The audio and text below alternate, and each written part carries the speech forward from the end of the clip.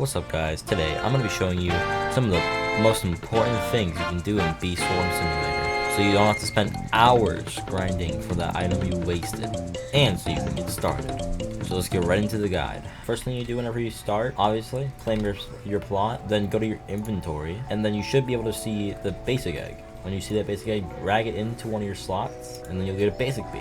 Or if you get lucky, you can get any other bee that is in the bee's area here. But most likely you'll get a basic bee. So what you do after you do that is you go to any of these areas and just start grinding some pollen. Whenever your backpack is fully full, come back to your plot and click E or just tap it to start making honey. After about 2 times of doing that, you can go over to the basic egg machine and buy your first basic egg, which will cost 5,000. After you buy that, do the same thing.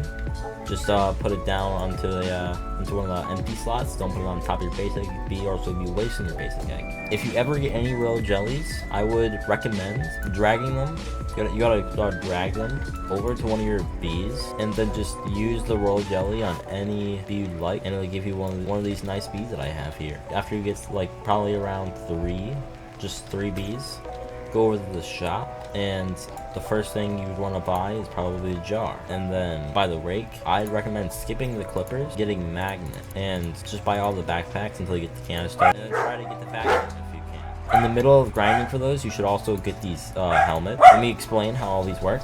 You can get pineapples from gifts that'll spawn around the map sometimes. You can get moon charms from moon sprouts, which is during nighttime. And what this does is that'll give you plus 10% pollen, so you're just making more pollen, which will make it easier on you, and plus 25 defense. Because if you see, if I come over to this area over here, you can see if there is a rhino beetle. These guys can hurt you, so you would want defense so you don't die too easily. The belt pocket, you get sunflower seeds from the sunflower area, and what it does is gets you 5,000 capacity plus 10 convert them out, which convert them out makes it to where bees, when they go to take stuff from your backpack, they'll take more. And 25+% loot luck. I think that the 25+% loot luck means that whenever you kill something, you have a chance to get a better thing than what it drops. And then the basic boots, you get the sunflower seeds from sunflower area, and the blueberries you can get from blue flower area. What the basic boots does is that they give you more move speed, plus 4 move speed, and plus 2 movement collection, which I genuinely don't know what movement collection does. But whenever you walk through flowers, you will be able to take some pollen from it, which makes it easier to collect pollen. So now, you have all your good stuff. After that, you should get 5 bees, and then once you get your 5 bees, you can make it down to the 5 bee area. Oh, I forgot to mention, when you start the game, after you put down your bee, start one of the black bear quests first, and start doing his quests, because you get more honey from him. Now, you've unlocked the 5 bee area. What do you do now? You have a new area, but you don't know what to do. And you see this spider when you first walk in. He's really scary. Just don't mess with him. Just walk out of the area so you don't die to him. I'd recommend saving up your stingers for Vicious Bee. Vicious Bee is 250 stingers. He is really good for killing things. So save up all the stingers you get for Vicious Bee. But now you've unlocked the panda bear. And if you really want to, you can do his quests. Me personally, I haven't done any of his quests yet, but you can start doing his quests if you want to. But I'd recommend, since I always do this, do black bear quests. On his, I think, 50th quest or 65th quest, you get a mythical egg, which you could get one of these 6 mythicals right here, and they all do their own thing. Buoyant Bee spawns balloon in the field, which you can fill up by hitting under the highlighted area where it is. Fuzzy Bee will make the flowers, because flowers have size.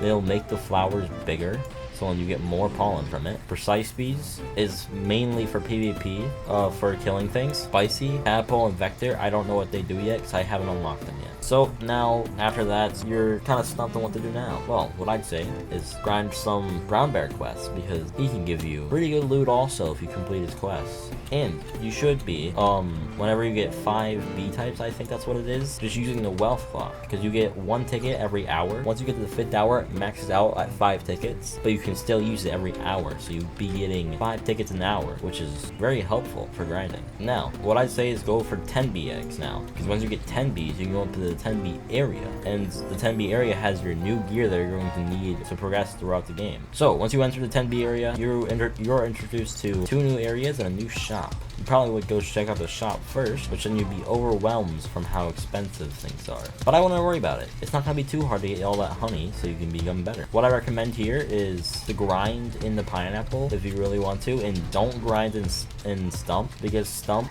makes it to where all your bees are distracted on killing this snail, so you don't get as much honey, since your bees are mainly the thing that you get your honey from. So don't grind in the stump unless you want to try your best to kill that guy. Then go ahead, I guess. So now, this is one of the most important things in your gameplay of Bee Swarm Simulator. What hive color are you going to be? There are 3 hive colors: white, red, and blue. But there's only 2 HQ, red and blue. You could either be a blue hive, which blue hives, they make a lot of honey, and you can get pretty good things from here. And this is based directly around blue pollen, because if you couldn't tell, there's different colored flowers. The blue HQ is based around blue pollen, and the red HQ is the same thing as blue, it's just based for red pollen instead. So it's the most important decision in your life for Bee Swarm, red or blue. Me personally, I chose early blue because it's more of macroing for a bunch of honey, while red is more boosting for a bunch of honey, which boosting I probably will explain in a different video. I don't know, we'll see. But now after you get your new gear, so the gear in the 10B shop, it gets pretty good. What it does is you can get Brave Guard, which I don't recommend getting. I recommend getting Hasty Guard instead, because that makes you go faster, which is just a lot better overall, because you want to be moving faster to get to areas. For the left shoulder pad, these are good in their own way. If you want to be a red, like early red, I'd go for Looker since it does more critical chance. And if you want to be just like a early white or blue, I'd use Bomber Guard. And then the belt bag gives 25+% capacity, +20 convert amount, and +50 loot luck, which is pretty good. And the hiking boots, a 1+ bee attack, which is really nice because then your bees do more damage. +5 player movement speed, and +10 jump power, and +6 movement collection. So you get a ton of buffs that are really helpful. And then you get introduced into the paper planner, which the paper planters, they're pretty good. It takes them an hour to grow, but whenever they're done growing, you get these nectar boosts, which will help you grind, and you get a bunch of items. So I recommend, if you want to AFK this game, get paper planner. Now after you get all your new gear, you should get another 5 bees, so you come up to the 15B area. And what the 15B area has is a werewolf, and behind here, which I didn't even know till a few days ago, is that you can get a golden egg from back here. Obviously, you gotta be quick because there's spiders here that'll murder you. But when you get that, they'll kill you, and then you get a free gold egg. So just save that gold egg for crafting, because you're gonna need a gold egg for crafting in later states. Now, whenever you get 4 red bee types, you can come into the red bee HQ and start, if you want to be red hive, getting red stuff. Which I recommend, if you want to be a red hive, get the red portal hive. And if you want to, you can grind for the fire mask. It's not really recommended though, because it's better to have the bubble mask than fire for starting, which the bubble mask is the 4 B type for blue. It's just a mask that produces bubbles, which the bubbles will instantly make all the flowers that you break, they'll instantly just regenerate, which is really helpful whenever you're playing the game, just progressing through, or macroing. So I'd recommend bubble mask before anything else. Now, if you've gotten any stickers so far, and you can jump up here, I recommend going to the sticker stack and putting your stickers into the sticker stack, because what that'll do is it'll give you whatever it says. So like if I were to give the launching rocket sticker, it give me for about 20 minutes. I'm pretty sure it adds them like around a minute, maybe higher every sticker, maybe lower, I don't know logistics. But if I add this, it'll give me the 15,000 capacity while it's active, and also give me the 10 roll kicks. And then whenever you put that in there, you will permanently lose the item, but all the stickers that you put in here also stack. That's why it's called the sticker stacker. Now you have a bunch of buffs that don't do too much, but do help a lot. Now, the last thing in the 15B area that I have to show you guys is the 15 badges area, which when you unlock this has the 500,000 mega memory match. It has sprinklers, which if you can get the first one, I recommend getting the first one. And then you also get introduced to the blender, which is where you can start crafting your materials, which is really useful for endgame. You need to craft a lot in endgame. And then whenever you get a ace badge on one of your badges, you can come into here and start getting these, which are just better things to have. The honey mask is better to use if you're playing the game than macroing. if you do buy the honey mask, I'd recommend using it while you're on and then swapping it to bubble like I said. And this is where you also use your 5 gold eggs, because the gold eggs, that's where they're useful for. And then I haven't gotten Cobalt Guard because I haven't grinded for it yet. Just get Cobalt Guard, Honeycomb Belt, and Crimson Guard. They do a lot of things to help you, and they're just really well. After you get all of that, you have to get 25 bees. Come up to the area up top the mountain called Mountaintop. Whenever you go into Mountaintop, you'll see a bunch of red and blue. It's probably going to be your best area until you unlock 35. So now you got introduced to a new shop that has all your good things that you're going to need. I'd recommend getting the Golden Rake, skipping Spark Staff because it's one of the worst dippers you can have in the game, and then getting Beekeeper's Mask first, and then getting the belts and then the boots. I'll get the dipper, then the hive, and then if you want to, you can buy the glider. It's pretty useful. And this is where you can start buying hive slots, because you're probably confused. You got your 25th bee and you're confused on how you're going to get more bees. This is where you can get more bees. You got to spend your honey to get hive slots so you can put more bees in. And you also got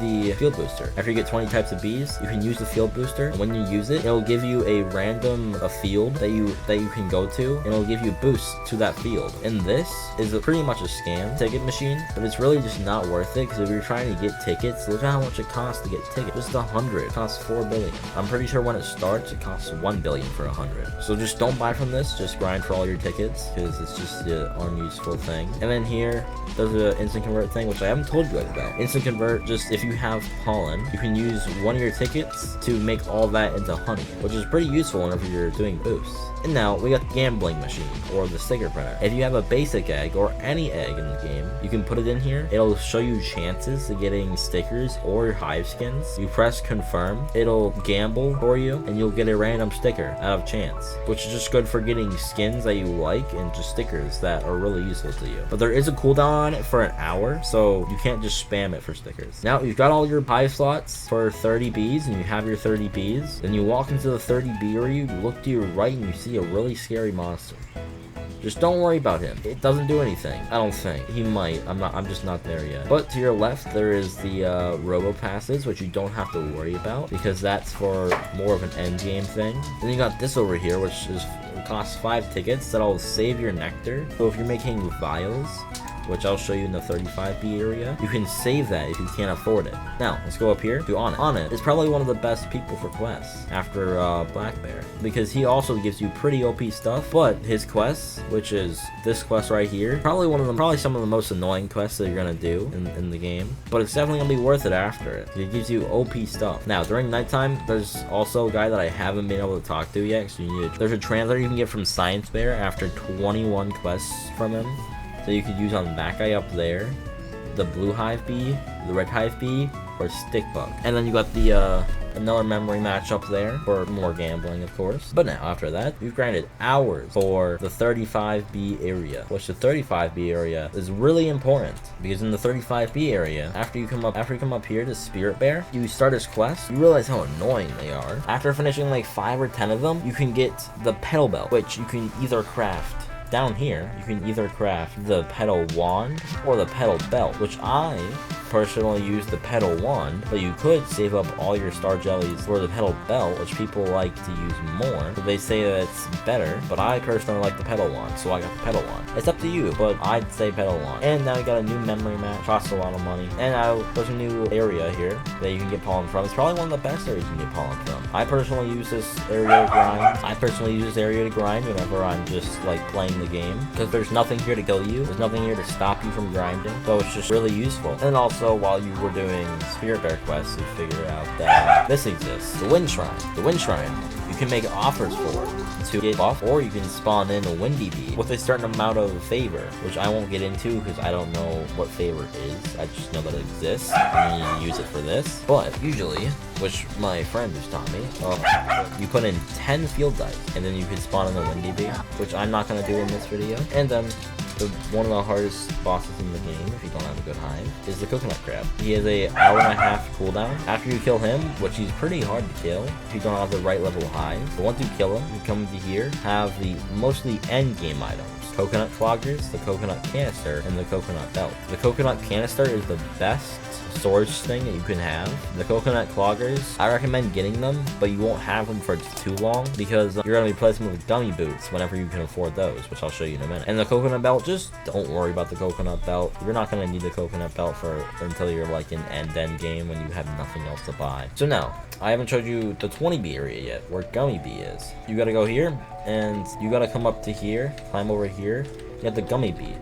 You gotta get 2,500 gumdrops, and then buy the Gummy Bee, and then go on top of the Gummy Bee's head and drop gumdrops on his head, and you'll be spawned into here. And then you can get a free glue, which is really useful. And you do also unlimited gumdrops for 3 minutes, so you can spam the crap out of gumdrops, and you'll just not run out, which is useful. And then you get to the shop for mostly white hives, but the gummy boots is for every hive. White hives always go for gummy, because that's just what their specified thing is. I haven't showed you guys yet. Gummy mask is pretty useful. It has a really nice ability and everything. The gummy boots are like, I'm pretty sure the most expensive boots you can get. A lot of grinding for it. But then you have the gummy baller, the most expensive dipper in the game. This is why it's really expensive to be a white hive, because you gotta grind for all of this and have 10 trillion honey also to buy it, which just takes a really long time to get, and you're gonna be stuck with Pella 1 for a really long time.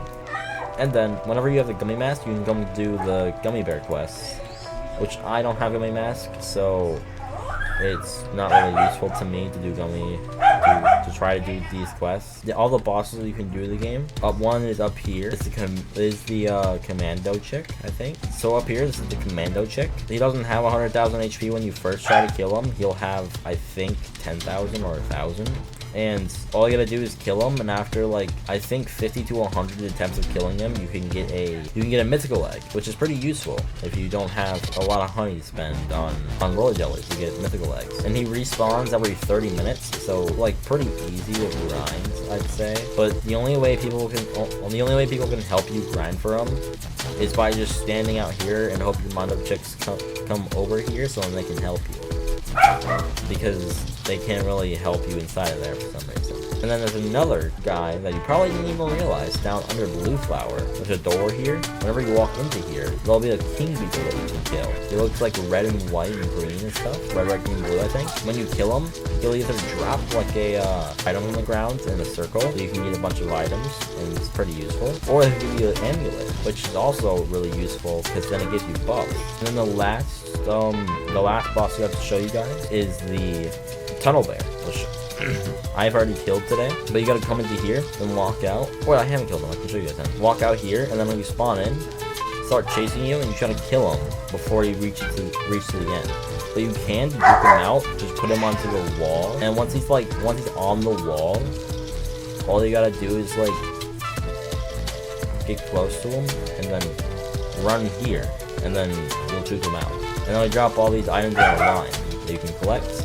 And sometimes you can have star jellies, so it's pretty useful. So yeah, I hope you learned a ton from this video. I had a ton to yap about, and I'll see you guys in the next video. See you guys.